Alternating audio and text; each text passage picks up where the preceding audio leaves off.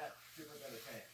It's porous, meaning that fish will be able to swim through it. They'll also be able to hear under the water. One of the draws was what they're trying to do for Tokate. Southern resident orcas lost 1/3 of their population because of whale captures in Puget Sound in the 1970s. At the time, Ralph Monroe, who would become Washington's 13th Secretary of State, led efforts to shut them down. State officials were able to get a restraining order against SeaWorld to prohibit it from conducting any more captures. And a couple years later, in October of 1972, the Marine Mammal Protection Act was signed into law by President Richard Nixon. The national policy prohibits taking marine mammals in U.S. waters, but nothing has been passed by Congress to end their captivity. Over the years, Tokate has been given several different names. She got the name Tokate first by the Sk'aliCh'elh veterinarian who was sent to choose a whale to buy. According to the Orca Network, the vet picked her name after seeing Tokate at a shop at Pike Place. In Chinook language, it means bright day, pretty colors. When she arrived at this aquarium, she was given the stage name Lolita. This is her language. This is her waters. Then in 2018, Lummi Nation wanted to give her a name that came from her home waters, so they gave her the name Sk'aliCh'elh. The village of Sk'ali was located over in Pen Cove, and so he took the name of that village and commemorated the area where she was taken from. The tribe says the last two syllables roughly mean female from, making it female from Pen Cove. Tokate is believed to be from the El Pod. That is because the El Pod was there the day she was taken from Whidbey Island. And according to the Whale Museum, she still uses El Pod calls in captivity.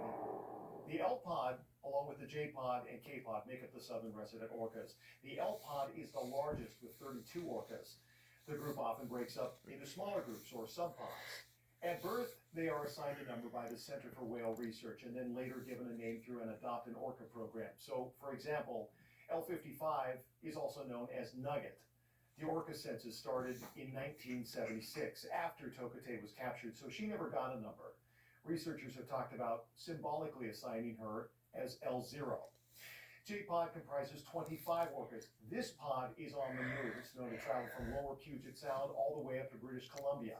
And then there's K-Pod, which is the smallest with just 16 orcas. All three pods are known to hang around the western side of San Juan Island because it's a good place to hunt for salmon. Tokate has not lived with another orca since 1980. When she arrived at the Miami Seaquarium in September of 1970, she was put into a tank with Hugo, another orca captured near Puget Sound. This is video of the two of them performing together in the 70s. They lived in what was called the Whale Bowl, an 80 by 35-foot tank.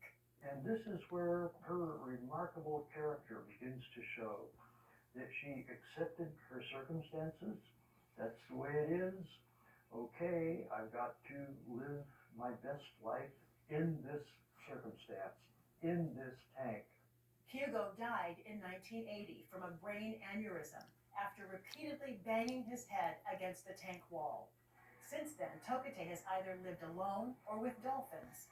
The Miami Seaquarium says right now she's in a tank with a Pacific white-sided dolphin named Lee. K5 has learned the plan is to move that dolphin with Tokate to her new sea pen. Charles Vinnick with Friends of Toki says orcas are social animals and keeping them together will be beneficial for her health. If you look at it scientifically, their brains are more convoluted in the areas of communication and emotion than the human brain.